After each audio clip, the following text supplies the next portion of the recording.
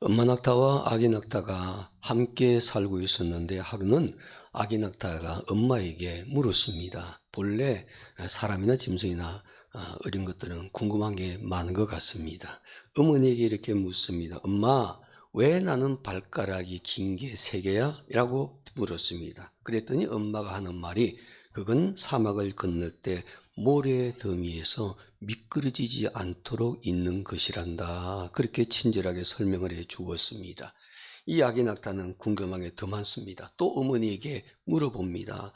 그럼 눈썹이 왜 이렇게 긴 거야? 그랬더니 엄마가 또 친절하게 말합니다. 사막을 건너는 동안에 모래 폭풍이 오게 되면 눈에 모래가 들어가지 않도록 눈썹이 긴 거란다. 그렇게 대답했습니다. 또 아기 낙타가 묻습니다. 엄마, 그럼 등에 혹이 큰 게 있는데 이 혹은 왜 있는 거예요? 엄마 낙타가 또 친절하게 설명을 해줍니다. 그건 건조한 사막을 지날 때 필요한 물을 저장해 두기 위해서 있는 거란다. 아기 낙타는 잠잠히 곰곰이 생각하더니 이렇게 말했습니다. 멋져요. 엄마, 우리에게 큰 발이 있어서 미끄러지지 않고 긴 눈썹이 있어서 눈에 모래가 들어가지 않고 혹이 있어서 물을 저장해 둘 수 있으니까요. 그런데 엄마, 우리는 왜 동물원에 살고 있어요? 이렇게 좀 엄마가 할 말이 없죠. 우리 모두가 한 번쯤은 생각해 봐야 될 우선 이야기라고 생각이 됩니다.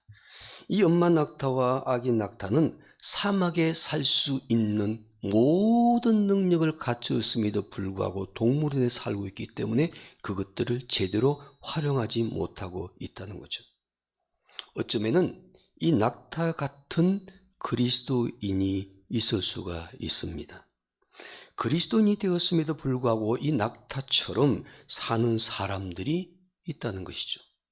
우리가 그리스도인으로서 주님 말씀에 순종하며 살 수 있도록 하나님께서 우리에게 많은 것을 주셨음에도 불구하고 그것들을 사용하지를 못하고 무기력하게 불행하게 사는 그리스도인들이 있다는 겁니다.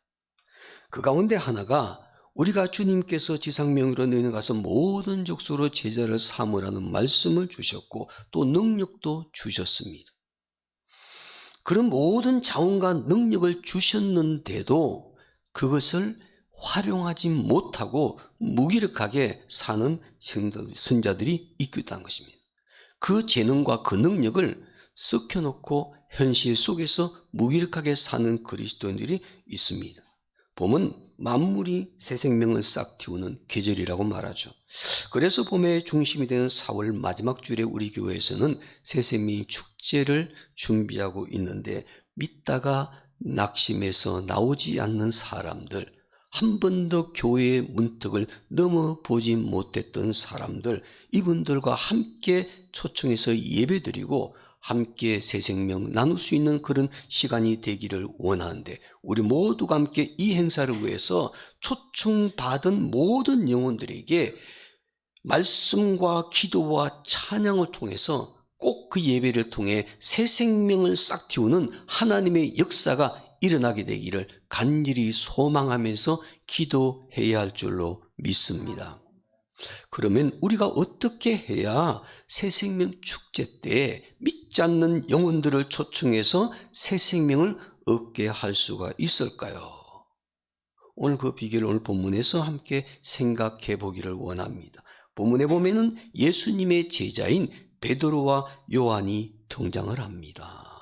지난 한 주간의 삶 부활주의를 보내고 난 다음에 부활의 메시지를 새벽마다 함께 말씀을 나누었는데 부활하신 예수님을 만난 사람들, 부활의 신앙을 가진 사람들이 어떻게 세상 속에서 영향력을 끼쳤는가를 함께 말씀을 묵상했는데 바로 고난주간을 보내고 난 이후에 부활주의를 맞이해서 우리 모두가 함께 부활의 신앙을 가진 사람이 되었기 때문에 우리가 부활 신앙 가지고 세상 속에서 어떤 선한 영향력을 끼치며 살아야 할 것인가, 바로 그것이 베드로와 요한을 통해서 우리가 배울 수 있는 교훈입니다. 이 두 사람은 예수님의 십자가의 죽으심 때는 실망하고 낙심하고 좌절했던 사람들이었지만은 예수님의 부활하심을 보고 그 부활하신 예수를 만나고 난 이후에 그들의 삶이 완전히 바뀌었습니다. 예수님의 말씀에 순종해서 부활의 증인된 삶을 살게 되었던 것이죠. 그런데 하루는 성전에 들어가는 미문 앞에서 구걸하는 남에서부터 한 번도 걸어보지 못한 그 사람을 예수 그리스도의 이름으로 고쳐준 사건이 본문에 기록되어 있죠. 이 장애인은 남에서부터 걷지 못하고 가난한 거지가 되어서 사람들에 매여 나와서 성전 미문 앞에서 늘 구걸하며 불행하게 살았던 사람입니다. 그런데 베드로와 요한이 성전에 기도하러 올라가다가 이 장애인의 걷지 못한 이 사람을 걸을 수 있도록 그의 인생의 가장 큰 어려운 문제를 해결해 주는 치유의 역사를 그들에게 보여주었다는 것입니다. 기적이 일어난 것이죠. 나면서부터 걷지 못해 평생을 가난하고 절망하며 살아왔던 장애인이 완전하게 고침을 받은 것입니다. 그리고 그 사건을 통해서 이 사람은 하나님을 만나게 되었고 성전에 들어가게 되었고 걷기도 하고 뛰기도 하면서 하나님을 예배하며 찬양하는 사람으로 변화되었다는 것입니다. 오늘 본문 말씀은 이 사건 이후에 기록된 말씀입니다. 우리는 본문 말씀을 통해서 믿지 않는 영혼들에게 새 생명을 얻게 하려면 우리가 어떻게 해야 할 것인가? 이 말씀은 이번 한 주간 동안만 적용되는 말씀이 아니고 마지막 주일 새생명 축제가 끝날 때까지 우리가 묵상하면서 그 말씀에 순종하며 살게 될 때 하나님께서 우리에게 주신 그 능력으로 많은 영혼들에게 새생명을 얻게 하는 역사를 나타내 주실 줄로 믿습니다. 첫째로 새생명을 얻게 하려면 복음의 증인이 되셔야만 합니다. 복음의 증인. 본문 15절 말씀 볼까요? 15절 말씀 우리 다 함께 읽겠습니다. 15절입니다. 생명의 주를 죽였도다. 그러나 하나님이 죽은 자 가운데서 그를 살리셨으니 우리가 이 일의 증인이라. 우리가 이 일의 증인이라. 베드로와 요한은 이 일의 증인이라고 말하고 있죠. 이 일은 어떤 일입니까? 성경에 말하기를 예수님께서 죽으셨고 예수님께서 다시 살아나신 일입니다. 예수님의 죽음과 부활, 이것은 우리가 전하는 복음의 핵심입니다. 예수 그리스도께서 우리를 위해 죽으셨고 우리 위해서 부활하셨다는 것, 이것이 바로 복음인데 이 복음의 증인이라고 자기들을 소개하고 있죠.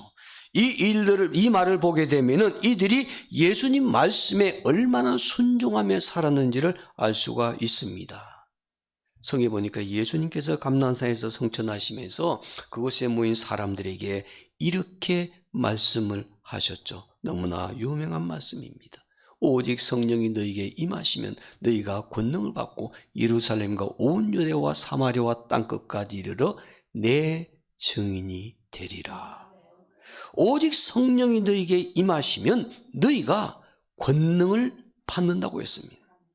예수님께서 약속하신 성령이 우리에게 임하면 우리는 성령 충만해서 하나님의 능력을 얻게 된다는 거죠. 그 다음에 해야 할 일이 무엇이겠습니까? 하나님의 능력을 받는 것, 그것이 최종적인 목적이 아닙니다. 그 능력을 어떻게 사용할 것인가? 바로 그것이 주님의 증인이 되는 것입니다. 예루살렘과 온 유대와 사마리아와 땅끝까지 이르러서 복음을 전하는 증인의 삶을 사는 것이죠. 그러므로 성령 충만해지면 가장 먼저 해야 할 일은 복음의 증인이 되셔야만 합니다. 성령 받아 성령 충만된 가장 큰 증거는 어떤 신기한 현상이 아니라 나와 가장 가까운 사람들로부터 시작을 해서 부활하신 예수님을 전하고 그리고 전 세계 선교를 위해서 기도하며 동참하는 것입니다. 그것이 성령 받은 증거이고 성령 받은 목적이기 때문입니다. 여러분, 성령 받고 성령 충만한 사람은 가장 먼저 나타나야 될 현상은 나와 가장 가까운 사람에게서부터 예수님의 부활을 전하는 것입니다.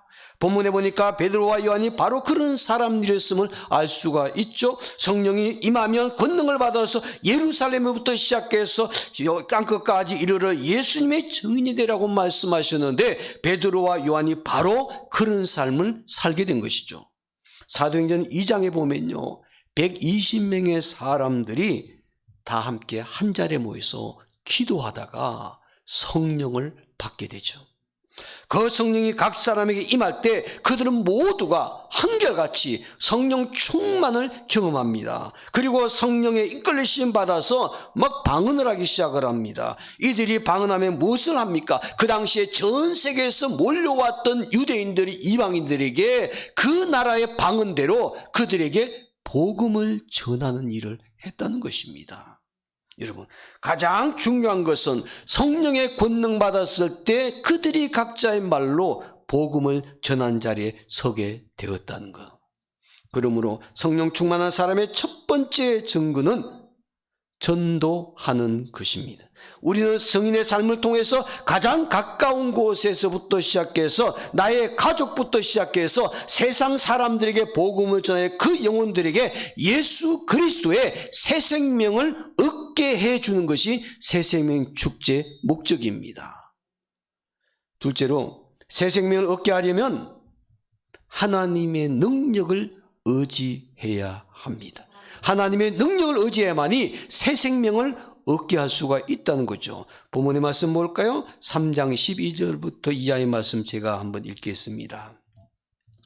베드로가 이것을 보고 백성에게 말하되 이스라엘 사람들아, 이 일을 왜 놀랍게 여기느냐? 우리 개인의 권능과 경건으로 이 사람을 걷게 한 것처럼 왜 우리를 주목하느냐? 13절입니다. 아브라함과 이삭과 야곱의 하나님 곧 우리 조상의 하나님이 그의 종 예수를 영화롭게 하셨느니라. 베드로가 행각에 모여든 군중들에게 하는 말을 잘 한번 들어보시기를 바랍니다. 우리가 개인의 권능과 경건으로 이 사람을 걷게 한 것처럼 왜 우리를 주목하느냐라고 얘기합니다. 안전뱅이를 고친 베드로와 요한을 주목하던 군중들은요, 이 두 사람의 능력으로 이런 놀라운 기적이 일어난 것으로 생각을 했던 것이죠. 그렇다면 안전뱅이를 고친 베드로와 요한의 마음을 한 번쯤 생각해 보십시오. 사람들이 크게 놀람의 행각에 수많은 사람들이 모여들었습니다. 베드로와 요한에게 큰 능력이 있었기 때문에 저 병자를 고쳤다고 주목하고 있습니다. 기적을 행했다고 생각하고 있습니다. 그래서 행각에 몰리던 사람들이 베드로와 요한을 주목하는 순간 하루아침에 이들이 요즘 같으면 스타가 된 것이죠. 그런데 이들은요, 자기들이 했다라고, 자기들의 능력이 나타냈다고 자랑하고 싶은 마음 있을 수도 있겠지만 전혀 그렇게 하지를 않았습니다. 자기들의 능력이 아니라는 것입니다. 자기들의 능력을 과시하지 않았습니다. 본문에 보니까 베드로는 나의 능력이 아니라 하나님의 능력이라고 고백을 합니다. 나의 경건함 때문이 아니라 하나님의 역사하심 때문이라고 얘기를 합니다. 안전뱅이가 고침을 받아 걷기도 하고 뛰기도 할 수 있었던 것은 베드로와 요한의 능력이 아니라 하나님의 능력, 베드로와 요한을 사용하신 하나님의 능력 때문에 이런 일이 일어났다는 것을 그들이 선포하는 것을 보게 되죠. 그렇습니다. 새 생명을 얻게 하는 것은 우리의 능력이 아니라 하나님의 능력인 줄로 믿습니다. 그러므로 우리가 하나님의 능력을 의지하는 자가 될 때 새 생명을 얻게 하는 일에 많은 열매를 거둘 수가 있다는 것이죠. 어떤 유능한 신임 영업사원이 중요한 고객과의 미팅을 하고 있었답니다. 한 건만 성사되면은 엄청난 실적을 올리고 회사에서도 더 크게 인정받고 연봉도 더 많은 사람으로 계약할 수가 있는 그런 기회가 왔습니다. 그래서 이 사람은요, 열과 성의를 다해서 자료를 준비해 가지고 노력을 했는데 고객은 마음이 통하지를 않아서 결국은 계약이 성사되지를 못했답니다. 기대가 큰 만큼 이 영업사원이 실망이 너무나 컸습니다. 그래서 그의 실적을 기대하고 기다렸던 상사에게 돌아와서 풀이 주고 가지고 보고를 합니다. 저는 정말요, 자신 있게 생각했는데 놓쳤습니다. 거의 다 됐다라고 생각했는데 제가 실패했습니다. 왜 계약이 성사되지 못했을까요? 아무리 열심히 물가로 끌고 가고 어떻게 했는데 왜 그 계약을 마지막 순간 물을 마시게 하는 그 계약을 하지를 못했을까요? 그럴 때 상사가 이런 대답을 했답니다. 자네는 생각만 조금 바꾸면은 훌륭한 영업사원이 될 수 있을 거, 그리고 좋은 실적을 올리는 사람이 될 수 있을 거네. 잘 듣게. 우리의 목적은 고객을 물가로 끌고 가서 그곳에서 물을 마시게 하는 것이 아니라 고객이 목이 말라 물가를 찾을 수 있도록 만들어주는 것이라네. 그 말을 듣고 이 얘기를 이 신사원이 곰곰이 생각해 봤습니다. 그리고 그의 태도를 바꾸었습니다.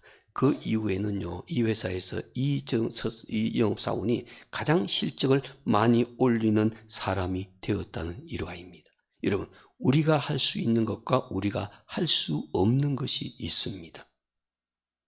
우리가 새생명 축제 때 그 영혼들에게 새생명을 우리가 주는 것이 아니라 그 새생명을 얻게 하는 것은 하나님의 능력인 줄로 믿습니다. 우리는 그 하나님의 능력을 경험할 수 있도록 하나님의 능력을 의지해서 그들로 하여금 하나님 앞에 나와서 하나님을 만날 수 있도록 기회를 만들어 주는 것입니다. 결코 새 생명은 우리에게 있는 것이 아니고 새 생명은 예수 그리스도 안에 있기 때문에 그들을 예수 그리스도 앞에 세우도록 만들어주는 것, 이것이 바로 오늘 저와 여러분들의 해야 할 역할인 줄로 믿습니다. 우리도 믿지 않는 영혼들에게 부활하신 예수님을 전해서 그들에게 새 생명을 얻게 해서 전도하려고 할 때 우리의 능력이 아니라 그 모든 것이 하나님의 손에 달려있음을 고백하면서 하나님의 능력을 의지하고 그 영혼들을 하나님 앞으로 올 수 있도록 환경을 만들어줄 수 있는 그런 역할을 할 수 있는 이번 기회가 되기를 주님의 이름으로 축원합니다. 믿지 않는 영혼들에게, 믿지 않는 영혼들에게 새 생명을 얻게 하려면 우리가 어떻게 해야 할 것인가? 첫째로는 새 생명을 얻게 하려면 복음의 증인이 되셔야만 합니다. 둘째는 우리의 능력이 아니라 하나님의 능력을 의지하셔야 됩니다. 그리고 셋째로 새 생명을 얻게 하려면 모든 환경을 전도하는 기회로 삼으셔야 됩니다. 기회를 만들라는 것입니다. 관심을 가져야 됩니다. 본문에 등장하는 베드로와 요한은 자기에게 주어진 모든 환경을 전도하는 기회로 만들기 위해서 관심을 가졌습니다. 오늘 본문에 보면 11절 말씀을 한번 볼까요? 11절 말씀을 우리 한 목소리로 읽겠습니다. 나은 사람이 베드로와 요한을 붙잡으니 모든 백성이 크게 놀라며 달려나가 벌로몬의 행각이라 불리우는 행각에 모이거늘. 여러분, 베드로와 요한에 의해서 고침을 받은 안전병이는 두 사람이 떠나지 못하도록 오늘 본문에 볼까? 붙잡았다라고 말하고 있죠. 붙잡았다라는 말은 원인의 헬라 뜻은 어깨에 매달렸다는 뜻입니다. 고침받은 안전병이는 베드로와 요한이 떠나지 못하도록 아주 강력하게 매달렸다는 뜻입니다. 이 사실을 알고 수많은 사람들이 크게 놀라면서 솔로몬의 행각에 다 모여들기를 시작했습니다. 베드로가 이 광경을 보고 그 군중을 향해서 입을 열었습니다. 무엇을 전했겠습니까? 부활하신 예수님을 만났기 때문에 부활하신 예수님을 전했습니다. 전도했습니다. 베드로 요한이 솔로몬 행각에 모이던 수많은 사람들을 보고 그것을 바로 전도하는 기회다라고 생각을 하게 된 것이죠. 베드로가 솔로몬 행각에 모이던 사람들에게 부활의 증인으로서 전도하는 그 모습을 한번 보시기 바랍니다. 16절인데 제가 읽겠습니다.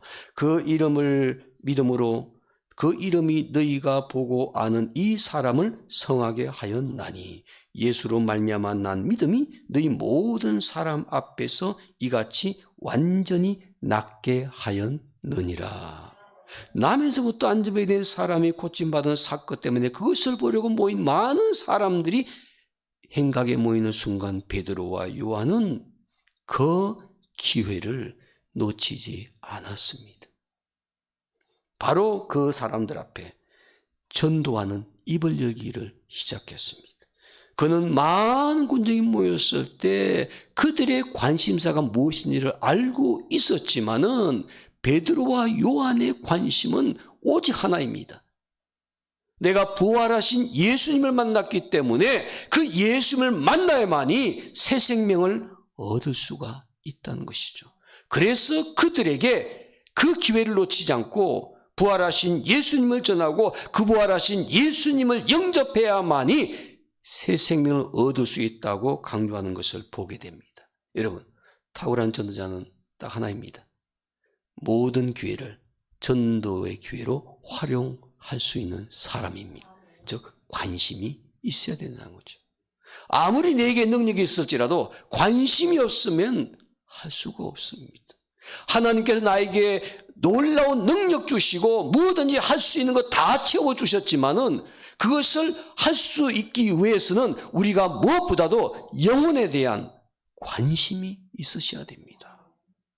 전바른 새 생명을 얻게 하려면 우리가 영혼을 꿰뚫을 수 있는 안목이 필요합니다. 비록 그들이 가진 것이 많을지라도, 비록 그들이 세상에 부를 것이 없는 사람일지라도 세상적인 조건 보는 것이 아니라 그 영혼에 새 생명이 없는 것이 얼마나 불쌍한 인생인지를 영적인 안목으로 볼 수 있는 사람, 바로 이런 사람이 전도하게 되는 것이죠. 탁월한 전도자는 딱 하나입니다. 자기에게 주어진 능력, 전도한 기회로 활용하기 위해서 영혼에 대한 관심을 갖는 것입니다. 바울 사도도 자기를 신문한 총독과 왕 앞에서도 그는 전도하지 않습니까? 전도할 수 있는 기회로 삼았습니다. 자기가 처한 환경, 고난과 고통받는 상황에서도 그는 전도하는 기회로 삼았습니다. 스데반 집사도 돌에 맞아 죽으면서도 거기에 모인 사람들에게 전도하는 기회로 삼았습니다. 자신의 죽음까지도 전도의 기회로 삼았기에 사도 바울 같은 그런 사람이 나올 수가 있게 된 것이죠. 인간이 사용할 수 있는 모든 자원 중에 가장 강력한 자원이 있다면 기회입니다. 기회가 왔을 때 기회를 놓치지 않고 잡는 것입니다. 기회를 놓치게 되면 사람들은 후회하게 되어 있습니다. 왜 사람들이 후회하며 살까? 후회를 가장 많이 하는 사람은 기회를 가장 많이 놓친 사람이라고 말할 수가 있습니다. 성경에 보면은 삭개오를 보세요. 삭개오는 그가 소유한 가장 소중한 기회가 있었는데 바로 그것은 예수님을 만나는 기회였습니다. 삭개오는 자신의 인생에서 예수를 만나는 것이 가장 소중한 기회라고 생각했기 때문에 그는 예수님을 만날 수 있는 기회를 놓치지를 않았습니다. 결국 그 기회를 잡았을 때 그의 인생이 놀랍게 변화되었죠. 그의 최고의 축복인 새 생명을 얻는 사람이 되었습니다. 여러분, 기회는 지나가면 다시 붙잡기 어렵습니다. 우리에게 주어진 전도의 기회도 그렇습니다. 우리의 가족들에게 복음을 전하는 기회도 그렇습니다. 나와 함께하는 사람 믿지 않는 영혼들에게 복음을 전할 수 있는 기회가 할 때 그것을 놓치게 되면은 우리가 안타깝고 때는 우리의 마음이 아플 때가 너무나 많지 않습니까? 우리에게 주어진 모든 환경과 상황을 전도의 기회로 여기고 그 영혼을 주님 앞으로 인도할 수 있는 사람이 탁월한 전도자가 될 수가 있는 것입니다. 여러분, 4월 30일 주일 새생명 축제를 준비하면서 베드로와 요한처럼 영혼을 부활하신 예수님께로 인도하려면 우리에게 주어진 모든 환경을 전도의 기회로 삼는 성도들이 되기를 소망합니다. 우리에게 주어진 모든 환경 상황을 전도의 기회로 삼게 되면 우리는 반드시 새생명 축제 때 하나님께서 예배해 놓으신 그 영혼을 하나님 앞에 세울 수 있는 줄로 믿습니다. 한국 기독교 역사를 보면요, 한국인 최초로 전도했던 전도인이 나옵니다. 한국 사람인데 노병일이라는 인물입니다. 이 사람은 우리나라 기독교 역사 속에 최초의 전도했던 전도인입니다. 2005년 4월 5일 날 부활절 때 언더우드 선교사와 아펜젤러 선교사가 인천 제물포항에 첫 발을 디뎠습니다. 지난 주일 교회 설립 예배 때도 잠깐 말씀을 드렸지만 바로 그날은 부활절에 이 한반도에 처음으로 발을 내려서 복음을 전한 선교사들, 이들이 인천 제물포항에 선교하다가 서울로 들어왔습니다. 서울에 들어와서 그들이 복음을 전했는데 아펜젤러 선교사에 의해서 복음을 듣고 새 생명을 얻게 된 사람이 노병일이라는 인물입니다. 이 사람이 아펜젤러사의 선교사의 그 말씀을 듣고 새 생명을 얻고 난 다음에 이 사람을 인천으로 전도하라고 보내게 되죠. 평신도인데 아펜젤러 선교사는 이 노병이라는 사람이 인천에 가서 필목 행상을 하면서 북과 먹 같은 이런 걸 가지고 다니면서 뭐 주점이든지 어딘지 다니면서 그것을 팔면서 사실은 목적은 전도할 수 있는 기회를 잡기 위해서 인천 제물포항에 갔습니다. 가는 곳곳마다 변장에서 걸방이나 객주집에서 묵과 그다음에 피를 이게 북 같은 걸 팔면서 전도를 하다 보니까 사람들이 이상한 서양 사람들이 얘기를 가지고 전한다는 얘기 듣고 관가에다가 신고를 합니다. 그래서 경찰서에 끌려가 가지고서 심한 고문도 받게 되죠. 나가서 다시는 서양 예수 얘기하지 말라고 그렇게 사람들이 그 얘기를 듣고 풀려나게 됩니다. 그럼에도 불구하고 또 다니면서 복음을 전합니다. 그러면서 그가 중심적으로 왜냐하면 인천 소래포구에서 열심히 전도를 했는데 그 전도할 때 영혼 열매가 없었습니다. 그러나 포기하지 않았습니다. 그저 기회가 있을 때마다 만나는 사람에게 오로지 예수 그리스도의 복음에 미쳐가지고 그 복음을 전하면서 때는 매맞기도 하고 쫓겨나기도 하고 별의별 고난을 당하면서 그래도 5년 정도 복음을 전했습니다. 6년차 들어섰던 해에 첫 번째로 예수를 믿는 사람이 생겼습니다. 이 노병이라는 사람이 6년 만에 처음으로 한 영혼을 구원하게 되었죠. 그 사람이 김기범이라는 사람입니다. 노병일은 최초로 전도한 사람이 되었는데 6년 만에 노병일이 김기범이라는 인물을 예수 믿게 만들었습니다. 이 김기범이라는 인물이요, 한국 기독교 역사 속에 최초의 목사 안수 받은 사람이 됩니다. 우리가 성지순례 갔다 오신 분 아실 겁니다. 인천 내리교회 아펜젤러 선교사 그 교회의 그림이, 그 모든 그림이 바로 이 김기범 목사가 한국인 목사로서 목사 돼가지고 6칸 사랑치를 지어가지고 교회를 다시 시작을 합니다. 이분에 의해서 이제 인천 지역에 엄청난 기독교 부흥의 역사가 일어나게 되죠. 그동안에 인천 내리교회는 선교사가 세워서 1대, 2대 목사는 외국인 선교사였지만은 3대 목사 때부터 한국인이 목회하는 교회가 됩니다.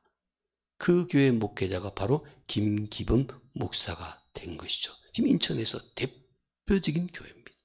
지난번에 성수대에 가서 보셨지만은 교회에 그 여러 가지 시설이라든지 그들이 활동의 강화도까지 복음을 전하면서 한국 기도에 어떤 역사를 끼쳤는지를 우리가 볼 수가 있었지 않습니까? 바로 그 일이 누구 때문에?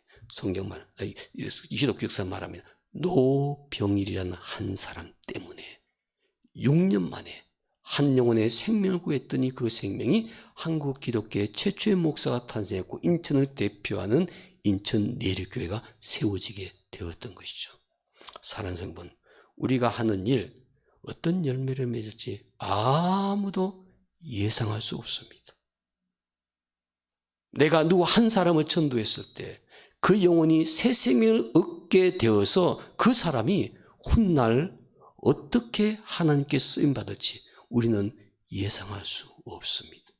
분명한 것은 우리가 그 일에 순종하게 되면 그 한 영혼이 하나님 앞에 쓰임받게 되면 우리가 상상할 수 없는 놀라운 기적의 역사를 일으킬 수가 있습니다.